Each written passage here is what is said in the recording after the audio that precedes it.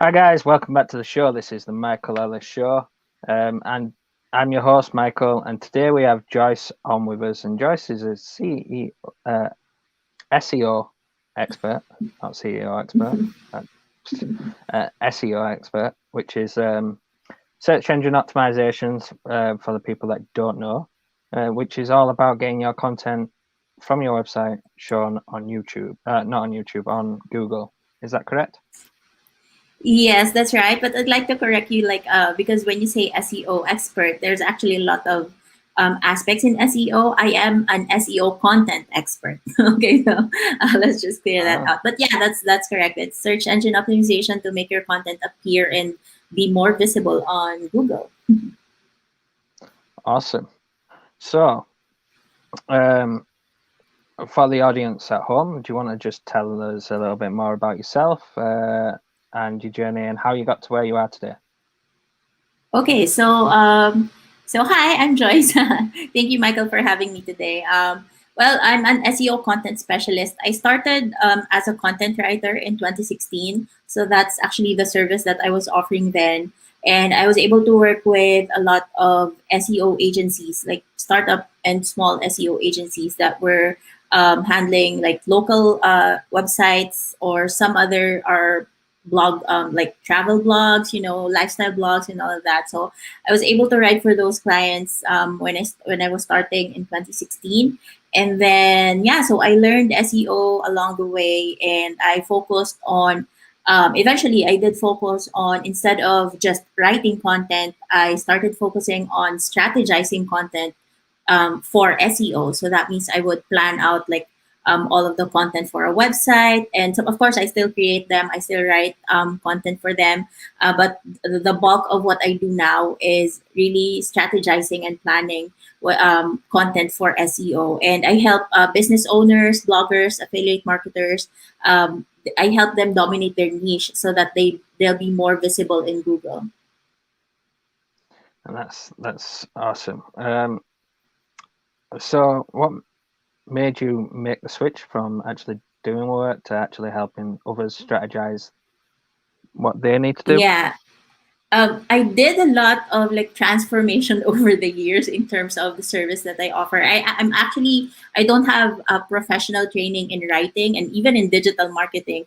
I was a physical therapist. That was my educational background. So when I quit my physical therapy practice, I started getting these writing projects. So at first, of course, I enjoy writing for different clients, and then eventually, as I learned, the ins and outs of SEO and just the content marketing in general, I learned that I'm a big like strategist by nature. I like planning, I like thinking, I like looking at the big picture, and just I want to try to always reach my objectives or my client's objectives. So that's one of the things that made me really focus on just helping them plan out like long-term content for their websites or their business.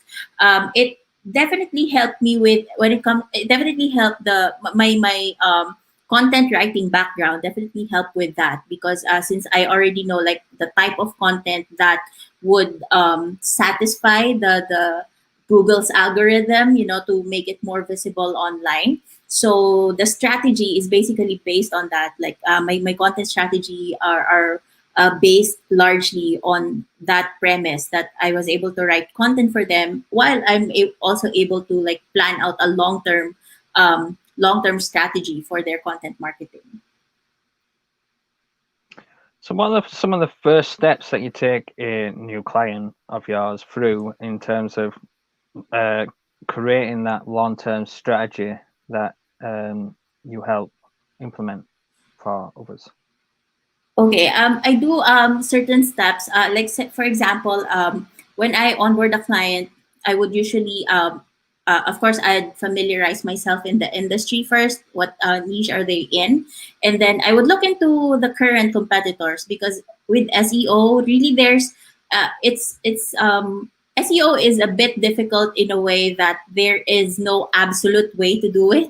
So it's really more of a trial and error thing. So you will have to really look into the competitors, really look into what's working now, and see how you can adapt that to the client's niche, the client's business. So that's what I typically do. So for example, in when I work with small businesses, for example, I would do like a general audit of what they have now, like their website, the current, like the existing content that they have. So I would do an audit and see, like compare it to what is already working currently in that industry. So that's how I would like plan out my strategy for them. So you base your strategy on principles that are already working in that industry.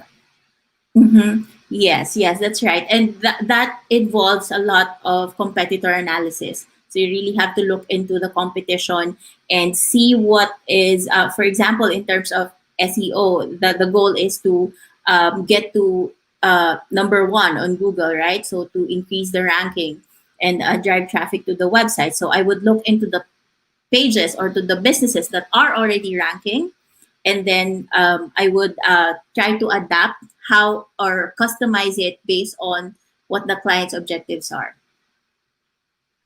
So as you have already said, there's a lot goes into SEO than just Mhm. uh, just content. So do you help other people with the other aspects of that, or do you bring other people in to provide their expertise on that area? Yes, What's the situation especially there? now. Yes, as I mentioned, I started as a content writer. So initially, I would offer content writing services and on-page optimization. That means like the optimization of the actual content on a web page. But then eventually, I was able to network and build connections and relationships with WordPress developers, for example. So they would handle the technical aspect of SEO. That means that they would have to design a website that is optimized for that industry. So that includes all of the markups, all of the even the design. So I'm very lucky to have networked with a lot of people already in the SEO industry that I was able to tap into them if I need someone to help me with a particular client. So that's how I was able to build my network as well, because as I mentioned, as a content writer, I've worked with SEO agencies. So that's a step that I took, and I was able to build relationships. And sometimes we would book. We would onboard clients together. Okay, that's fine. Is um, back backlinks still relevant today? Yes, definitely. The thing with backlinks is that maybe 5 or 10 years ago, backlinks are so easy to gain. Like for example, like linking on forums, they were very big. Like maybe in 2010 to around 2012. So you just type a post on the forum and then leave your link there, and that's already considered a backlink. And as the as Google gets smarter with these things, so currently, like the principles of backlinking, um, it makes general links like forum links, as I mentioned, they no longer hold weight when it comes to the Google algorithm, because Google looks into the relevancy of the link. So, for example, if I have a website that talks about, let's say, a carpet cleaning service, let's say that's my business, having a backlink from a makeup website won't do much on my website because they are not relevant. Like I have a carpet cleaning service, what's a makeup website has got to do with my website, right? So Google looks into the relevancy. So I think that when it comes to building backlinks, especially now that there are lots of backlink opportunities out there, but the thing that you have to really look into is the relevancy of the niche that you are in. So if I have a carpet cleaning service website, then the best or the backlinks that I could really get and could really help the authority of my website would be from similar industries, maybe like a home improvement blog, or maybe a carpet e-commerce store, something like that. So something that is relevant, something that is very related to what the business actually is. So Google looks into that now, compared to like maybe 10 years ago, where you can just get backlinks from anywhere and it would add to the authority of your website. So most times, especially now that especially now getting backlinks from anywhere could actually do more harm than good. So you really have to be picky and even you have to be strategic when creating your backlinks. Okay. So we've talked a little bit about the process that you take clients through when you first get them on board. What about your free Facebook group? What sort of value do you provide in your free Facebook group, and what can a business or a entrepreneur or a person expect to get out of that? Okay, so as I mentioned, with my Facebook group, really my goal is to share my knowledge on SEO content. So most of my audience there, like the people who join the group, are they are either aspiring writers, so that means they want to start writing for clients, or they are already writing for clients who want to offer SEO as an extra service for their business, for their freelance business. And some of them are bloggers as well. I have a lot of bloggers there who, because they write content for themselves, and they also do SEO themselves. So it's kind of a win-win situation. I teach like the principles of, or the best practices when it comes to content writing, especially again if it's SEO focused, and I also teach them some like backlinking opportunities, on page tips and tricks, some of the current practices that I do. I make sure that I share it to them. One of the one of the main reasons why I opened that Facebook group was that last year, when the lockdown started, I was getting a lot of questions about oh, how do we start working from home, or some of them are already working from home, but they are struggling to get clients because some of their clients have let them go because of the pandemic. So that's one of my motivations. That's one of the motivations for the Facebook group. I wanted to share some just wanted to share what I know to these people and help them in the long term. That's awesome. So on that note, how did the pandemic affect you and your business? You know what? I was very lucky because I would say that 2020 was actually the biggest year for my business. Two of my biggest clients, one is in the health niche. So when the pandemic started, like everyone was getting supplements and everything, so the sales actually blew up. So that's good. And then the other one was in the home, like furniture industry. So everyone was setting up their workspaces at home. So again, sales blew up. So I got lucky with that. So and 2020 was also the year where I started the Facebook group, and then after the Facebook group, I then launched my book. So which is basically the concept was similar as the Facebook group, that I had the same objective with that. So I launched my book. So of course, that was a big thing as well. So yeah, 2020 was good, and I was very lucky. I'm definitely very grateful for the past year. That's awesome. Did any of your clients that you had before the pandemic really suffer from the pandemic? Yes, I did have one. I had one client who had to end the contract as like it was probably around April or May. So yeah, they had to end the contract because because of financial issues. Yeah. So yeah, I think most, like majority of the people, even in the digital marketing niche, were affected by the pandemic in one way or another. So that's totally understandable. obviously. So you just mentioned there that you launched a book in 2020 as well. So Yes, yes. what's the title of your book, and where could somebody get Ye- that? Because I didn't even know you had a book.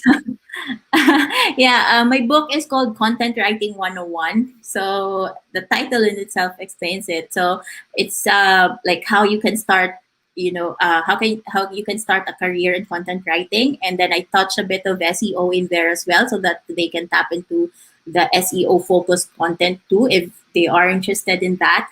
It's available on Amazon. I launched it last September of 2020, and it's still a bestseller on Amazon. So yeah, it's called Content Writing 101. You can just search it on Amazon. It should show up like with a blue cover. With a blue cover, obviously with your name on it as well, Joyce Carrera. Yes, yes, that's right. Um, so as you know, Google is getting smarter. So Google is works off deep. Is it Deep Brain AI or something like that now? That's what they call it. Yeah. I think that's what they call it. Which is an AI technology which learns itself over time and gets better by building its own neural link paths like our brain does. Do you see that the emphasis on searchable content is just going to be solely based off the actual content writing itself, and not and less about the actual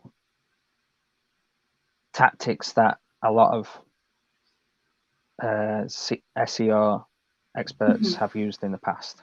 I mean, I know a lot of them are now defunct completely. Like the whole tags is completely defunct. There's literally no point adding tags to your website anymore. But do you see it going even further that way, where it's just solely based on the content that's on the website? I think it's a combination of both.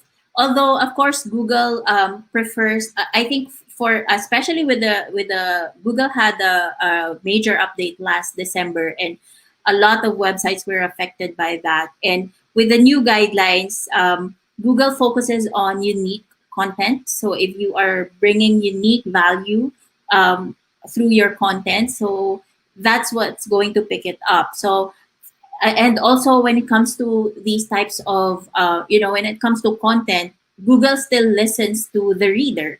So if the reader clicks on something and actually consumes the content, stays on the page and read every word, Google listens to that. So that's a huge ranking factor. But then without the technical stuff, the visibility won't be as it won't be as effective too. Having just like, if you have high quality content but you have a crappy website, let's say, and you don't have, let's say, a schema or whatever, so that's not going to work as well. I mean, it might work, but it won't be as effective if you combine them both. So I think it's really content and the technical aspect together that would So, make an SEO effort effective. so when you say a crappy website, you don't mean a good website is highly designed and highly flashed with loads of graphics, do you? Or you mean something completely different other than that when you Yes, yeah, talking actually, about? a very graphic website.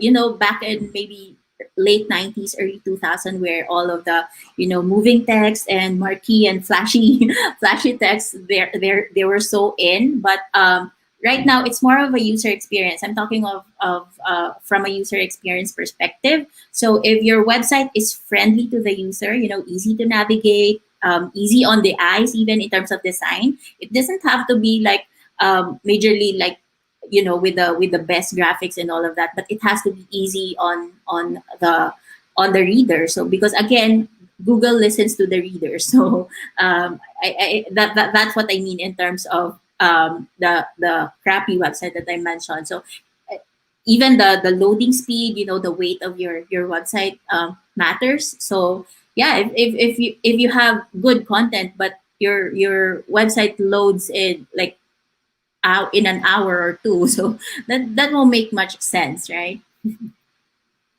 Yeah, understandable. So you mentioned schema in there as well. Now, Mhm. for the people at home, what is a scheme? Okay, so schema is a markup that you put into a web page to help Google identify what type of page is it. So, for example, if you have, let's say, if you have a product review page, or yeah, let's say a product review page. So we have a specific, you have a specific markup that you put on that page to sort of tag it as a review page, so that when Google crawls the site, when Google finds that web page, it will understand right away that, oh, okay, this is a review page. Okay, and this is what it satisfies this particular keyword. Okay, because of that schema. So it's more of the technical side, really. So, but there are like plugins and all of that that you can use to make sure that you have your schema set up for your pages. So when you talk about plugins, you're talking about for a WordPress website there. Yeah, yeah. Is well, obviously,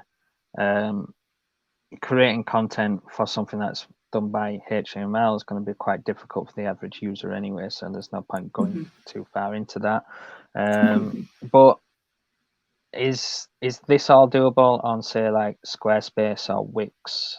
Because I know a lot of Okay. people have websites on them when they're just beginning out, when they're starting out, they're not very technical. Yeah. In terms, Wix and Squarespace are very user friendly, especially for people who don't know HTML, who don't know how to code. For regular people who just want to build a website or design a website. But my practice, particularly, I deal with WordPress most of the times. I've worked with Wix as well. No, I worked with Squarespace before, and yeah, we were able to do SEO with a Squarespace website.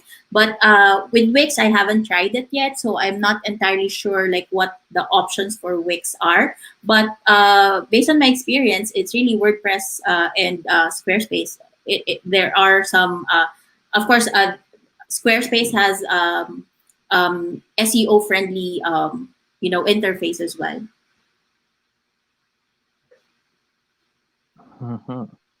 So,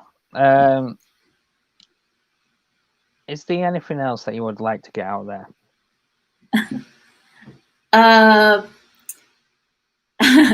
Okay. I guess when it comes to SEO and content writing, I always get asked like, how do you make sure that content is SEO focused? Like, is it all about just keywords and all of that? But I always give importance and much weight to the search intent.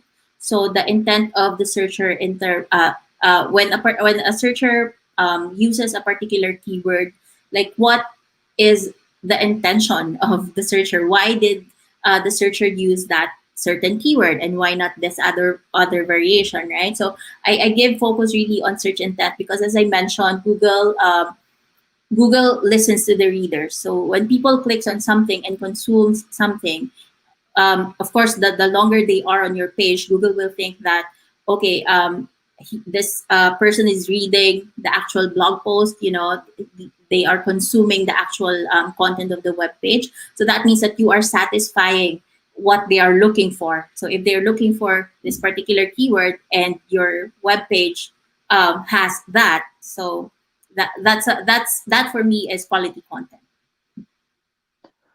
So just quickly, in talking about that, I just realized that there's something else that I probably need to ask you, and that is that is content length something that Google takes into account, or is that not the case anymore? What was that?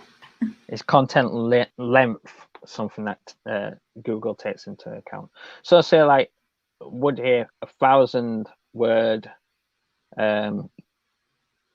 blog post do better than a 500-word blog post? Okay, I Just understand on why length. people. Okay, I understand why people would think that the longer the content, the better. Because again, when people stays longer on your page, then Google picks it up as a ranking factor. So of course, if you have longer content, they might stay longer on your page to read the whole thing, right? But in terms of satisfying the algorithm, it actually depends on your competition. Like the length does not matter. It depends on your competition. For example, I have a blog post that is, let's say, 1,000 words, and my competition has like the same websites on this part, same topic that I have. They only have like maybe an average of 500 words. Maybe the top 5 pages only have 500 words. So it doesn't mean that my 1,000 word is better than their 500 word article or 500 word blog post. It just means that the average of my competition uses that amount of words. And that means that Google picks up that, okay, maybe 500 words is the best length for this particular topic, because like the 5 pages, people are clicking on the pages with that much words. Okay, so that's why I always talk about, when it comes to content length, I always mention that there's no absolute like number that you have to follow. You have to make sure that you are following, or you are adapting what is already working on your competitors' pages. So competitor analysis is still very important. Okay, that's an absolute perfect answer. Couldn't have said it better myself. I believe that some people get in the trap in thinking that they need to write a 2,000-word blog post or a 3,000-word blog post, or they get into that trap and when they think more is better. And to be honest, I'm no expert in this area, but I don't believe it is. So going by what your competitors are doing and doing competitor analysis is probably the best way to go around it. So that's perfect. It's been a pleasure having you on the show. Once again, guys, Joyce has a Facebook group. What's the Facebook group called? Sorry. Yeah, yes, the Facebook group is called Dominate Google. So you can just type that on Facebook. So Dominate Google, get paid to write ranking and profitable articles. Yeah, so if you search up Dominate Google on Facebook groups, then I'm sure it'll come up. Otherwise, if you visit michaeleellisonline.com/go/Joyce, that will send you over to our Facebook group as well. So once again, that's michaeleellisonline.com/go/Joyce if you're listening on the podcast. It's also in the show notes and in the description below. Like I said, it's been fantastic having you on today, and I hope my audience has got some value out of this. I'm sure they will have. It's not often we get an SEO specialist of any kind on the show. It's normally woohoo stuff. Why? But yeah, so yeah, it's been a pleasure having you on the show. Thank you, Michael. How would you like to be remembered? Oh, okay. I was not prepared for that. Well, oh, okay. I was not prepared. I guess as I mentioned, I'm an SEO content specialist, so I'd like to be seen as something that would strategize an effective content marketing for your business. That's perfect. So I'll see you on the next one, guys, and thanks for watching. Bye.